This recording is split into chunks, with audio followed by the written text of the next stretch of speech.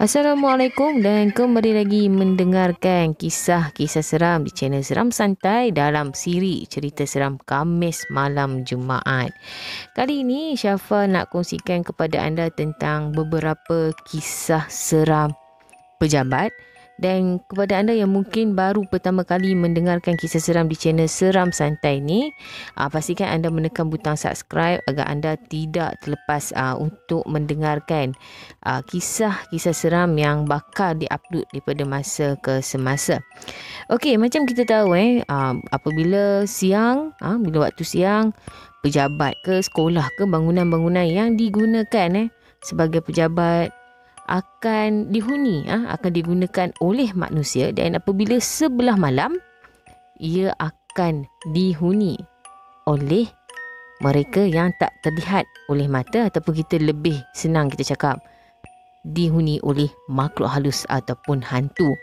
Dan kali ini Syafa akan menceritakan kepada anda tentang beberapa pengalaman mereka yang berkerja lebih masa, dan selepas pada waktu maghrib mereka ini diganggu oleh makhluk halus yang berada di pejabat mereka. Sebelum itu, sebagai pembuka tirai kisah seram pejabat, Syafa nak kongsikan kepada anda tentang sebuah menara Saidah.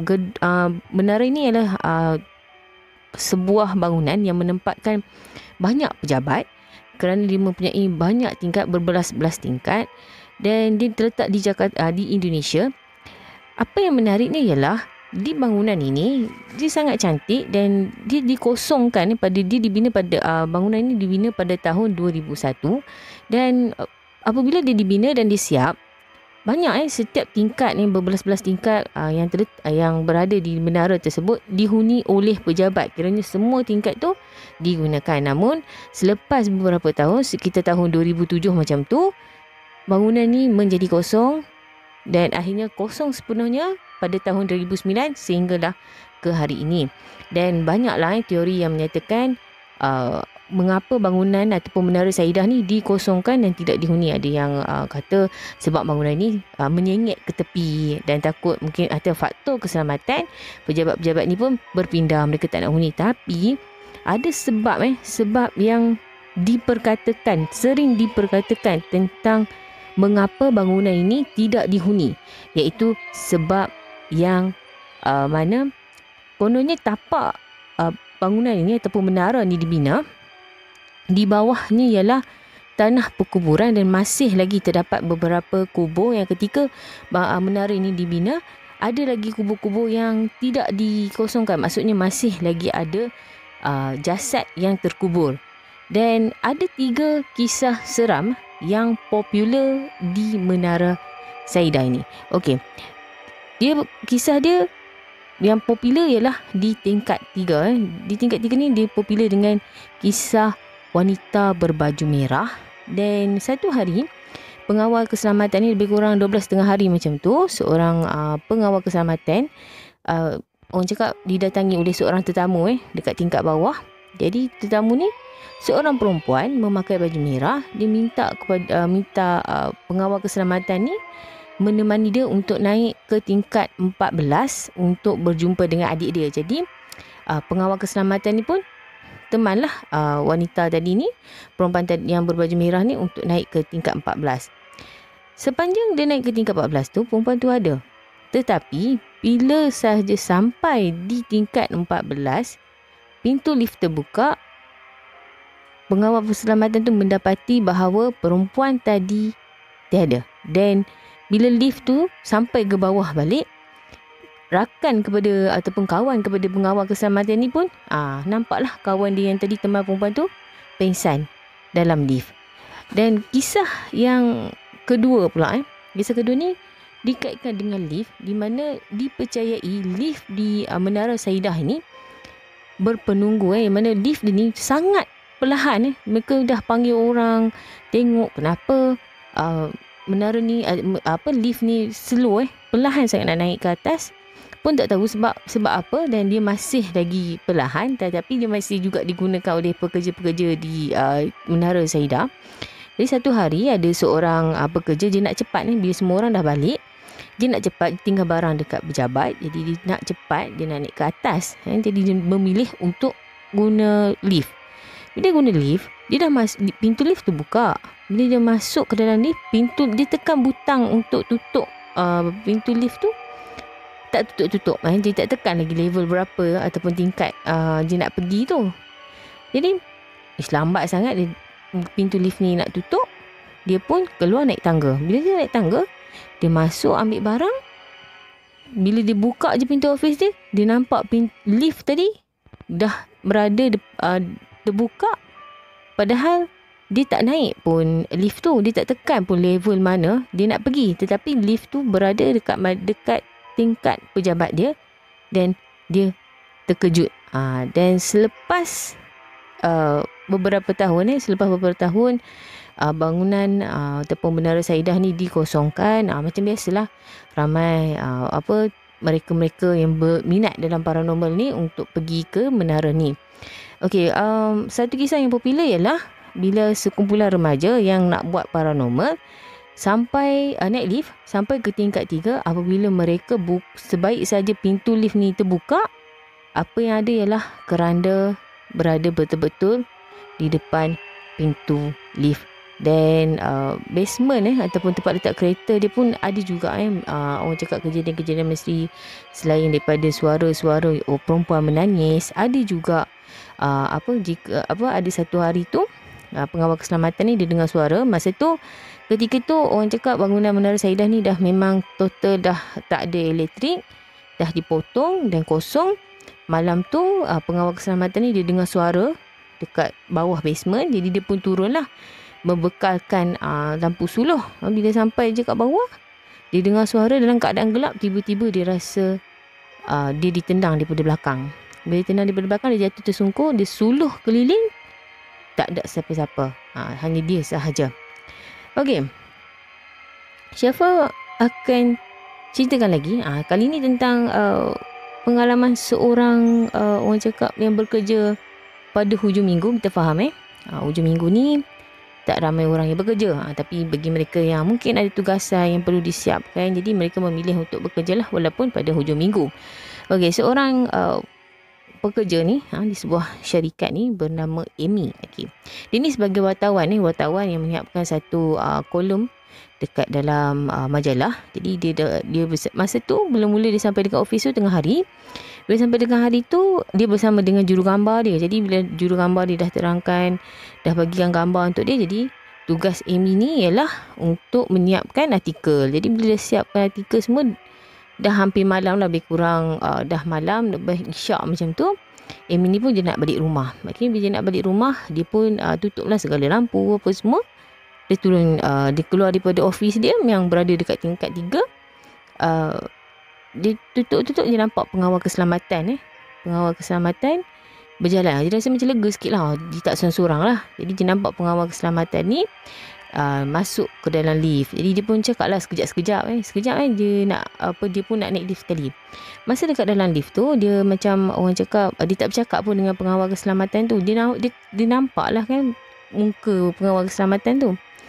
Jadi bila sebelum sampai ke level ataupun tingkat paling bawah, lift ni berhenti dekat satu tingkat yang gelap gelita, dan dekat tingkat tu pengawal keselamatan tu keluar. Padahal dalam keadaan gelap gelita level ataupun cakap tingkat tu gelap gelita. Jadi Amy ni dia malas nak ambil tahu. Biarlah, mungkin pengawal keselamatan tu orang cakap nak pergi buat rondaan kan. Jadi dia turunlah ke bawah. Apabila dia sampai turun ke bawah, dia nak serahkan kunci dekat pengawal keselamatan, sebab nak masuk office hujung minggu dia kena minta kunci dan juga isikan buku siapa yang menggunakan pejabat pada hujung minggu ni. Jadi masa dia tengah bagi kunci dekat pengawal keselamatan yang ada dekat dalam orang cakap pos dekat dalam tempat pengawal keselamatan punya tempat tu, dia tengah isi lah kan, dia nak isi balik pukul berapa dia keluar tu. Tiba-tiba dia dengar suara pengawal keselamatan yang lain daripada belakang bawa bungkusan makanan. Bila saja pengawal keselamatan tu masuk ke dalam pos tu, tempat pengawal tu, yang Amy ni dah macam terkejut macam terkejut dan pucat, sebab tadi dia nampak pengawal yang masuk bawa makanan tu turun dengan dia, sama-sama turun dengan dia dalam lift. Jadi macam mana pula dengan masa yang tak sampai beberapa saat tu, pengawal keselamatan tu boleh balik daripada luar, bawa makanan, masuk ke dalam tempat pengawal tu. Itu adalah pengalaman Amy. Dan Syafa nak kongsikan lagi kepada anda tentang kisah mereka yang, kalau tadi Amy ni dia kerja hujung minggu, pejabat memang tak ada orang. Tapi kali ni Syafa nak kongsikan tentang kisah seorang lelaki yang orang cakap dia ni bekerja lebih masa sehingga waktu lebih kepada waktu orang cakap lepas pada waktu maghrib lah kan. Okay, cerita dia, pengalaman ni dia macam lain sikit kalau macam tadi dia lebih kepada gangguan jelmaan kan. Okay, kisah ni dialami oleh seorang bernama Azril. Okay, Azril ni dia bekerja lebih masa, jadi lebih kurang waktu maghrib macam tu dia macam terdengar macam orang tekan keyboard tau. Padahal pada masa tu dia seorang je dekat dalam office, dekat dalam pejabat. Dia tiba-tiba dia macam bersuara lah kan. Dia cakap, "Hai, nak claim OT juga ke?" Dia cakap macam tu. Okay, jadi dia cakap macam tu, dia balik rumah. Sebaik saja dia balik ke rumah, dia mengalami sakit kaki. Kaki dia bengkak. Kaki dia bengkak sampai dia pun, orang cakap dia pergi office pun sampai kena pakai slipper lah kan. Pergi office pakai slipper. Jadi bos dia cakap, pergilah jumpa doktor kan. Bila dia pergi jumpa doktor cakap gout. Tapi dia heran lah sejarah keluarga dia. Dan dia pun bukan seorang yang jenis orang cakap makan makanan laut ke, makan tak pantang ke apa. Tapi kenapa dia dapat gout kan? Dia semakin lama kaki dia semakin sakit. Jadi dia rasa lain lah. Dia rasa lain, dia ajak adik dia pergi jumpa seorang ustaz. Okay, bila dia sampai je jumpa seorang ustaz ni, tiba-tiba kaki dia yang bengkak tu, kaki kanan dia yang bengkak tu terus jadi elok. Jadi elok. Dia ustaz tu cakap, mungkin dia tahu yang laki ni dia nak pergi jumpa perawat, jadi dia dah keluar siap-siap. Okay. Jadi selepas daripada itu, dia balik ke rumah. Bila dia balik ke rumah, kaki dia bengkak sampai dia tak boleh nak berjalan, dan menyebabkan dia pakai slipper. Bukan pakai slipper lagi dah, pakai kursi roda nak bergerak. Kali ni dia betul-betul pergi je jumpa perawat tu. Dan jumpa perawat tu menyatakan bahawa ada 6 ekor jin sedang membuat sarang dekat kaki dia. Gara-gara dia pergi tegur tu, dan selepas dia berubat tu, alhamdulillah lah dah okey. Jadi apa yang masa dia pergi merawat tu, selepas dia balik kan, pada masa dia pergi jumpa, mula-mula tu kaki dia okey. Tidak, mula-mula kaki dia yang sebelah kiri tu, sebelah kiri bengkak. Dia tiba-tiba benda tu berubah pula, pergi ke sebelah kaki yang sebelah lain pula benda tu, dan lagi besar pula kan. Masa dia balik pada tu, kemudian barulah dia jumpa balik dia jumpa balik perawat tu. Masa itulah baru dia tahu bahawa ada jin, beberapa ekor jin bersarang dekat kaki dia. Jadi bukan sahaja kita ni pergi mana-mana tak boleh tegur sebarangan. Sebenarnya kat dalam office kita pun kita tak boleh nak tegur sebarangan, takut jadi benda yang tak diingini. Okey, siapa pernah baca satu buku, buku siapa yang rajin baca buku Mata Tak Berhijab yang ditulis oleh Encik Zulkifli Ahmad. Okey, Syafa memang suka baca buku siri buku Mata Tak Berhijab ni, yang tentang mana Encik Zul ni dia menceritakan pengalaman dia yang seorang insan yang tidak mempunyai hijab mata dan dia boleh nampak makhluk halus. Dan siapa tak ingat buku hijab mata yang keberapa, yang mana Encik Zul ni dia telah dijemput, dia telah pergi ke sebuah bangunan, yang mana bangunan tu mungkin dikatakan mempunyai sedikit gangguan, sedikit gangguan. Dan apa yang diceritakan oleh Encik Zul, pekerja-pekerja dekat bangunan tu, dekat satu aras tingkat tu, memberitahu mereka bekerja pada hujung minggu. Mereka ni mendengar bunyi seperti orang buat kenduri. Kenduri, bunyi pinggan mangkuk, bunyi riuh rendah. Padahal ketika itu mereka berada di aras yang agak tinggi. Bukan agak tinggi, memang tinggi lah. Jadi apabila disoal, mereka yang bijak pandai menyoal makhluk di situ, mereka beritahu bahawa perkampungan mereka ni asalnya berada di bawah, dan apabila bangunan dibina, mereka memilih untuk berpindah naik ke dalam bangunan itu, tetapi di aras yang paling atas. Okey. Siapa nak kongsikan pengalaman Syafa? Okay, kalau siapa yang dah lama follow Syafa, mereka tahu bahawa Syafa pernah berkhidmat di sebuah sekolah dan sebagai kerani kontrak je. Biasalah kan, orang tak apa nak pandai ni, dia kerja kontrak je. Dia kerja orang cakap tak dapat lah nak kerja tetap, mungkin rezeki Syafa tak ada. Okey, untuk mendapat kerja tetap, okey, Syafa nak pengalaman Syafa ni. Orang cakap sekolah ni sebagai orang cakap kawasan ataupun lokasi yang berhantu. Dan Syafa mengakui memang sekolah ni, orang cakap sekolah mana pun dia memang ada kisah-kisah seram dia tersendiri kan. Okey, so termasuklah sekolah tempat Syafa bertugas hampir setahun setengah. Kejadian ni boleh Syafa katakan antara kejadian yang Syafa akan ingat seumur hidup lah kan. Yang mana ketika itu adalah cuti hujung tahun bulan 12. Sebenarnya cuti bulan 12 ni kebanyakan, kita faham sekolah pun kosong kebanyakan pekerja-pekerja ataupun staff pun akan cuti. Mereka akan pergi berjalan, mereka akan pergi bercuti, makan kenduri. Jadi masa tu yang Syafa ingat hanya ada 3 orang staff jadi dalam pejabat, termasuk Syafa. Masa tu tengah hari. Dia feeling, dia rasa dekat sekolah ni bila waktu pagi ni dia pagi tak apa, pagi kalau waktu persekolahan dia tak rasa sunyi sangat. Petang pun ada budak-budak datang, cikgu-cikgu pun masih lagi, kalau masih lagi berada dekat sekolah, kita boleh lagi lah dengar suara-suara cikgu-cikgu kan.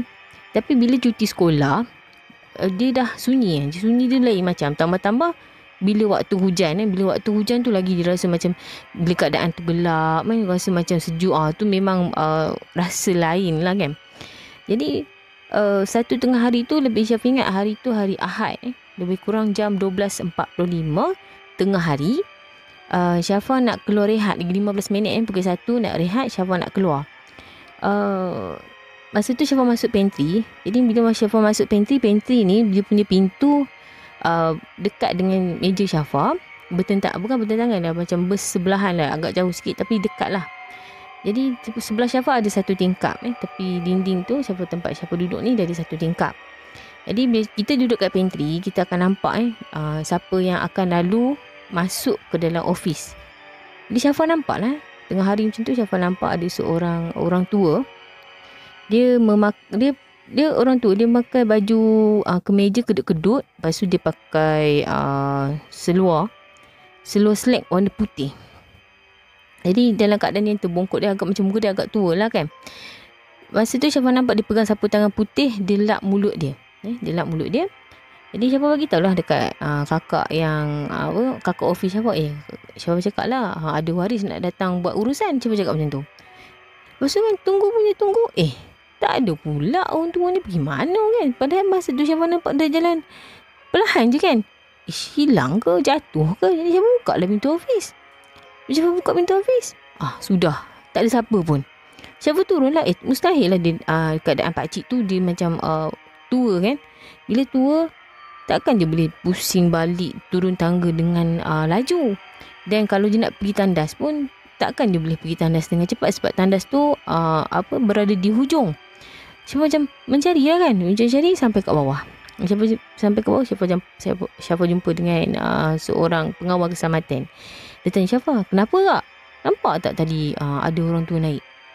Kak, hari ni tak ada satu hari sebelum datang. Sudah, mesti kak dah kena ni. Dia cakap macam tu kat Syafa. Syafa pun tak faham lah, tak lah nak cakap apa kan. Aku dah meremang dah ni. Duk cakap macam tu kan. Tak apalah. Itu pengalaman Syafa. Kalau macam dekat library tempat Syafa kawan Syafa bekerja, masa tu makcik kan, dia macam dia bertugas jaga library. So dia cakap macam ni tau. Library ni yang Syafa start tanya, Syafa mula tanya kenapa library ni ada satu orang cakap mereka orang dia letak ni tau. Mereka letak macam satu cupboard orang, sepasang lelaki. Syafa tak tahu lelaki mana, tapi nampak macam orang lah kan. Syafa tanyalah, kenapa letak gambar orang kat pintu kan. Jadi makcik tu start cerita. Makcik tu cakap macam ni, satu malam laci dekat dalam library ni macam kena selongkar. Padahal pintu tak terbuka pun. Tapi bila pagi makcik tu buka pintu, terus diselongkar laci dekat dalam dekat dalam perpustakaan kan dia macam ada kaunter buku. Kaunter lah orang nak pinjam buku kan, macam kata kaunter depan tu. So laci dekat kaunter depan tu lah yang terbuka dan habis duit bertabur. Tapi pintu library nak kata orang nak katakan orang pecah library pun tak juga, nak pecah perpustakaan tu tak juga, sebab pintu berada dalam keadaan elok dan berada masih dalam keadaan yang berkunci. Tetapi banyak kali jugalah kejadian yang sama berlaku. Jadi orang-orang cikgu-cikgu cikgu perpustakaan ni pun ambil lah ambil inisiatif untuk buat cardboard tu macam orang. Dia selepas dia dah buat cardboard macam orang tu, bentuk orang betul-betul orang dengan tak salah siapa, gambar orang pakai baju Melayu dengan perempuan pakai baju kurung. Lepas tu letak macam tu, dah tak ada lagi dah. Kejadian selongkar misteri ni dah tak ada dah. Dan sepanjang Syafa berada dekat sekolah tu, ada jugalah kan, itu kalau macam pengalaman Syafa nampak lelaki lelaki tua waktu tengah hari. Tapi kalau satu lagi pengalaman yang Syafa dapat dekat sekolah ni masa cuti sekolah juga. Tiba-tiba Syafa masuk office. Masa tu kalau hari biasa, pejabat ni akan dibuka kepada cikgu-cikgu. Jadi cikgu ni kalau ada kerja online nak kena isi apa-apa, dia orang akan mereka lebih suka menggunakan komputer atas dekat office ni. Maksudnya komputer yang digunakan oleh staff lah. Syafa dah biasalah kadang-kadang bila hari sekolah ni Syafa pergi office, Syafa masuk pejabat, kalau komputer kita dah on tu memang betul lah cikgu yang dah guna dah kan. Jadi satu hari tu cuti sekolah pertengahan tahun. Masa tu biasalah kalau cuti pertengahan tahun ni, kami kalau hari biasa, kalau staf-staf pejabat ni hari biasa, hari persekolahan kami agak pergi awal sikit lah kan. Sebelum ke-7 tu mesti dah ada yang dah buka pejabat kan. Jadi bila dah cuti ni semuanya 7.30 tu baru nak sampai lah. Sebab tak ada siapa yang nak berurusan kan, cikgu-cikgu ke murid-murid nak berurusan kat pejabat ni, tak ada. Jadi kami pun sampai. Masa tu dah tunggulah. Masa tu kami tengah tunggu tak saya siapa, kami punya ketua pembantu takbir, KPT. Jadi dia je pegang kunci office. Jadi kami tunggulah. Dia tunggu, buka je office. Syafa pun dah punch card. Syafa masuk, duduk kat tempat Syafa. Syafa terkejut.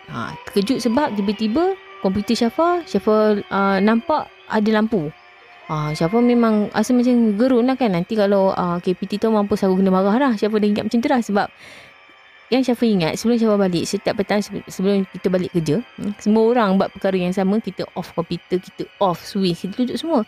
Tapi persoalannya sekarang, siapakah yang membuka komputer Syafa? Itu yang Syafa tertanya-tanya sehingga ke hari ini, walaupun dah beberapa tahun Syafa dah tak bekerja lagi dekat sekolah tu. Okey.